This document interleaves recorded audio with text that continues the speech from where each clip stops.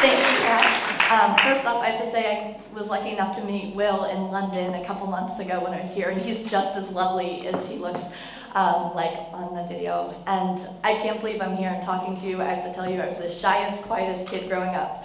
So it means I'm super passionate about the topic. I'm getting up in front of a group and talking to you today.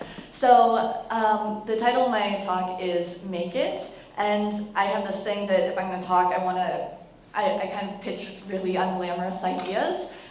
2 years ago, I spoke at a blogging conference about feedback and dealing with negative comments. And there was another session on advertising at the same time, and everybody went to advertising. But I like to just be real, and I don't necessarily think that advertising is the answer to everybody. And really, I've made my living through my blog, but without advertising. I'll do a sponsored post from time to time. But my blog has become my CV, it's become my resume, and lets me do all these amazing things just because it shows my personality in different ways. So really quick, the story of my gnome. I'm American. I was studying in Paris in 2001 when Amelie came out, and in the film there's a traveling gnome, and I like the idea of getting out in the world and encouraging people to see things different ways.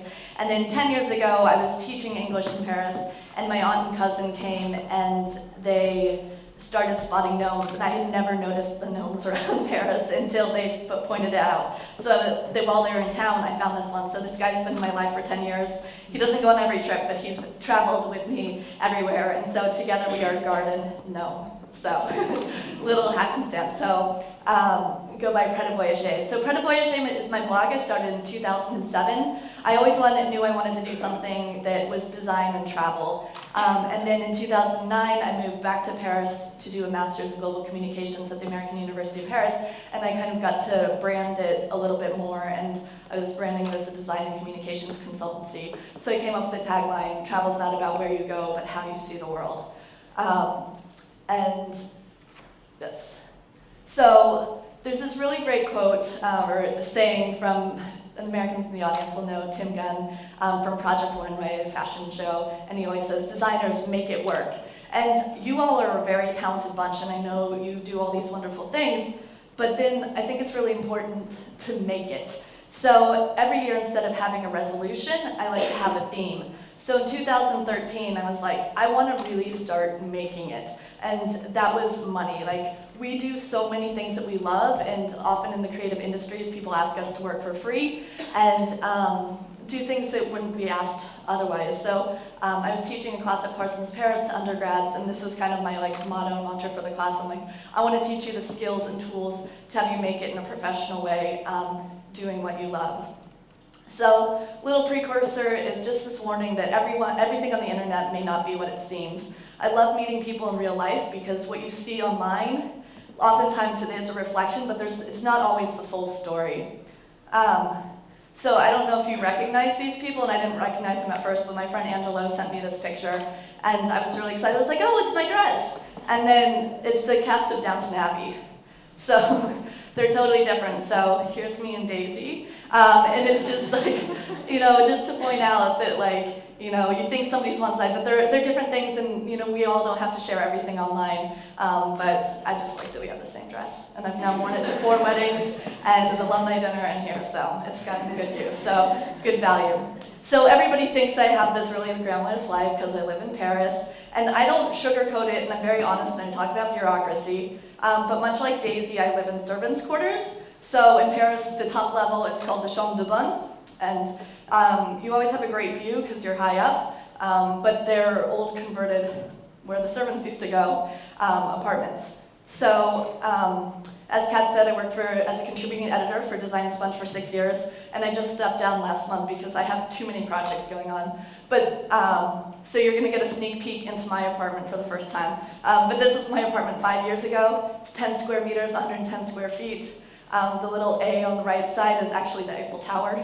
It was this much. They're like, you have the Eiffel Tower.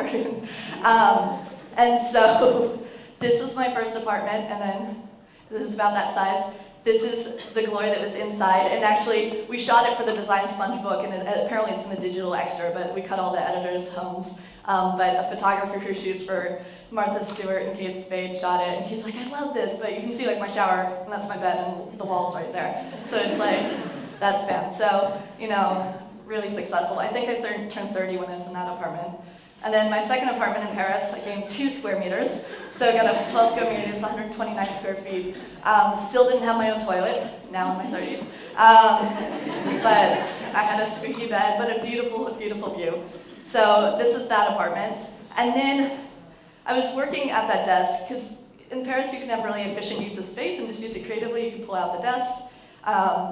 But I was working at that desk when I got an email from the CEO of Viable, and she was reaching out for me to do tours. And it really let me know that it doesn't really matter where you are.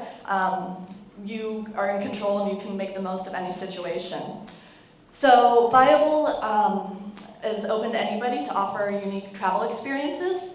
And so I offer 3 tours: Navigate Paris, which is my most popular. It's an orientation tour of Paris, a design tour of Paris, and Amelie's Paris.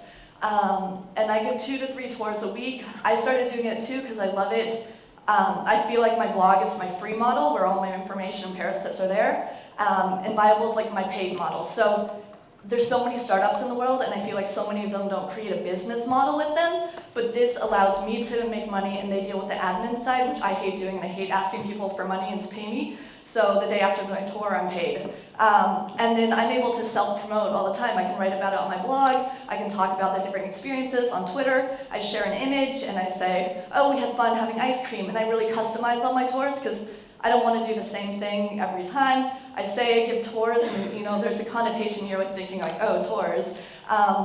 But I make it fun, and I make it so not a typical tour, and the people I meet are amazing, and I just feel like I'm getting paid to hang out with new friends. So I quickly became the top guide for Paris, or I'm the top guide in Paris, and I think I'm like tied for #1 overall. And so Viable approached me about creating some how-to videos for them, and they wanted me to do it for free, and I was like, sorry guys. So I said no, and then I was like, let me know if you have a budget. And then they came back to me and they had a budget. So sometimes you have to say no so that somebody will come back, and when they want to work for you, or like they want you and they want to pay you, it's way more exciting, and you're not bitter, anything like that. So trust me, it's a full-time job. So also, they pay photographers to photograph your tours, just so you can have nice photography. So my friend Ashley Ludasher, who's here, of Chasing Heartbeats, I was like, Ashley's coming to Berlin. Do you mind paying her to shoot me? So I'm like giving jobs to my friends, like to hang out with me, and beautiful photography. And then when I was in Dublin, and Emily is up here next to Ashley too, I had a layover in Dublin for like 10 hours. So because I was a top guide, I had earned enough points for a free tour. So Emily got paid to hang out with me when I was in London, in Dublin. And it's so fun because you're with a local and you're with somebody who sees the world like you. So yeah, anybody can create a profile or offer things, but it's a lot of work doing the promotion, but I'm just like planting seeds all the time and giving little hints, and I'm never like, sign up for my tours, and I just can share other experiences, and I really was able to practice on friends and family, which I had like 40 visitors a year.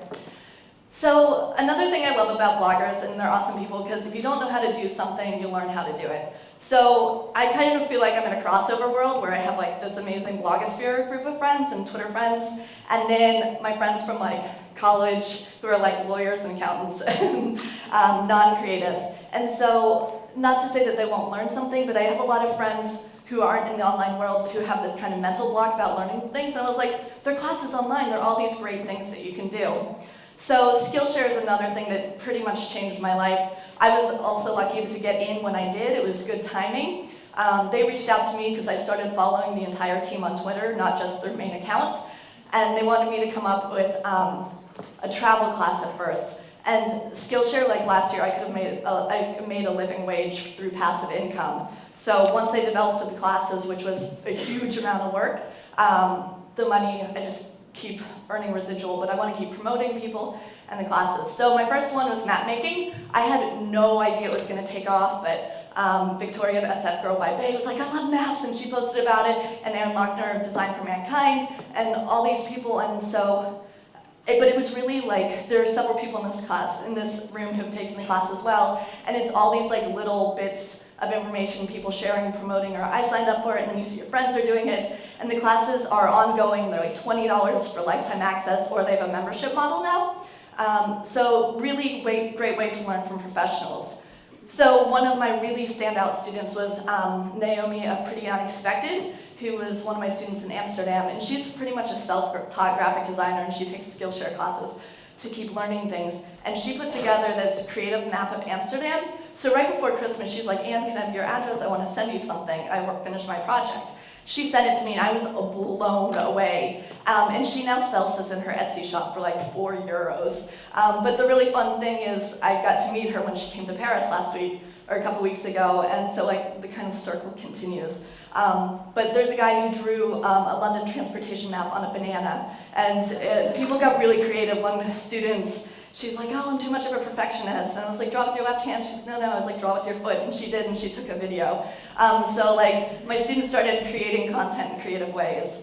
But really the success of my class was sharing and sharing and resharing, and my students would tweet something, I could retweet it, or I could say different things or promote them, and so everybody kind of wins. And so it's not oversharing, but when you're like an underdog and you don't have millions of like followers, you have to just kind of keep planting the seed. And I'm not doing like every tweet, like, you know, I'm kind of finding a rhythm of sharing it, but kind of doing it across platforms and tag teaming and then finding different ways. But I think we get sometimes really caught up in our own projects that we forget to like share other people's, but the more you share other people's projects, like when it comes to your time, they're more likely to share for you. But you know, sometimes I get caught up in deadlines, but I'm like, you know, step back, and it's never too late to support something. It doesn't have to be new, and you know, you can find something old and rediscover it.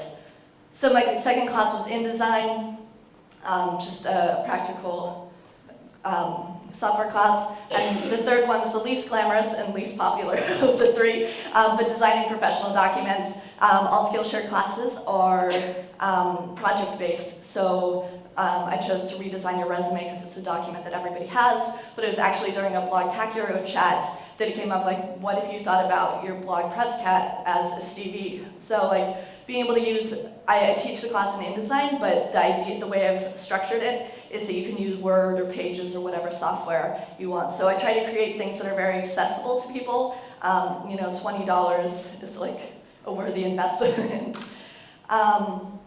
Okay, so moving on. So lawyers, doctors, plumbers, accountants don't work for free, so why should you? And I kind of like with Ashley and Emily, we're always on Skype, and we have like what we call like freelance therapy, and we like run ideas through each other. But I have so many conversations with people about, you know, working for free. But the way I like to think about it is like bloggers, you all are amazing, talented professionals. You're the writers or photographers, stylists, or designers. And so not only do you have this professional skill, but you also have this social platform. And a lot of times blogging becomes really common sense to us and seems like, oh, really simple. But once again, that outside world, they don't know how to use these tools, and they haven't taken the time invested in learning them or taking a few extra classes to learn how to do something. So in a way, I think bloggers should actually get paid double, but right now we're constantly being asked to work for free. So, a few other ways to like drill this into your head. This was on Twitter, it came up. Wanted qualified plumber for major project. Unfortunately, there's no budget available, but great exposure for emerging plumbers. Anything with the word exposure, like red flag right there. So, it's okay to speak up and say no. So my kind of rule of thumb is if the company you're working for is making money, you should get paid for your work. And once again, if they don't have the budget, it's okay. Like, a lot of times we feel the pressure. It's like, this opportunity is coming right now, but, you know, we're juggling a lot, and sometimes pushing it off, the timing isn't right, but don't be afraid to get paid for your work, or just letting them know that you should be. Another great reminder, if you haven't seen this, Jessica Hish is an American illustrator, letterer. She has a Skillshare class. She's the master of side projects. and this is actually a website, which she also sells as a letterpress print, called shouldiworkforfree.com. And I guess you can read it pretty well, but the only time you should really work for free is for your mom. And there's, of course, like pro bono work, but nonprofits also have a budget. So, you can think about what steps you can take to help get you to where you want to be. But, I get asked from every direction. People know I'm a graphic designer, people know I'm a writer, people know I'm good at living in France, people know how I get the paperwork, people know I started a business, and so I get asked a lot of questions. But it's really funny, and she has a great sense of humor, and she even has a version that's like no curse words, because she kind of feels like that. So you have to keep reminding yourself that quality work takes time. And for me, it's such a pleasure working with clients who respect my time, and that means they respect me too. I get really unrealistic deadlines, and I pretty much can call and say that's not going to work, it's going to get pushed back. And people still don't always listen, but I like to at least speak up. But my schedule I have so many projects I'm juggling these days that it's easy for me to say no or push something back, but just, you can propose something different, but, realize that if you want to do good work and you want to get known for good work, a lot of time goes into it. It says a lot of the internet looks really magical. One other reminder of saying no, and it's great because on Twitter people know me as the map girl, they know me as the don't work for free girl. Somebody retweeted this with me, but here's a little haiku. I won't read it to you, but it's, and we laugh, but you're still going to get asked to do all sorts of work for free. So it's kind of like a sad state. Another really great article you should Google is Slaves of the Internet Unite. It's from 2013, Tim Kriender. But, we don't really talk, we say don't work for free, but what are you supposed to say? So he kind of makes this point of how often he's asked to work for free. And he ends the article saying, there's one thing I don't mind giving away for free, and it's this text. So you can copy and paste it and you can adapt it however you want. But when you read it with his little brackets, whatever thing you want me to do, thing you want me to do for nothing, it's kind of joking, but if you inject that when somebody's asking you to do something for peanuts, they're for free. So this article is on the New York Times. So a good thing to remember is that do the kind of work you want to be known for. And this has stuck with me ever since I was doing my first master's degree in graphic design in Baltimore, and Modern Dog had come to speak, and they had all these great opportunities to work with big brands, and there's do the kind of work you want to be known for. And so my blog, it's a travel blog technically, but I relate more to the design and lifestyle bloggers. I look at travel blogs and they kind of make me cringe. I feel like they're all this is what you do, this is how you do it, but I'm all about creating a world where you see things differently. And so it might be kind of off the mainstream, but it's interesting for me and I love it. So it's really helped me to get where I want to be. And Jason Santa Maria also talked about this. If you don't know Creative Morning, it's an amazing series. There's one in London, there's one in Berlin, there's one in Paris. They're all over the world, but you can watch all the talks online. And this one is all about saying no. And sometimes, I've recently, in the past year, got to the point where I was having to say no because I had too many opportunities. And that's a really awesome place to be in instead of hunting and chasing for work.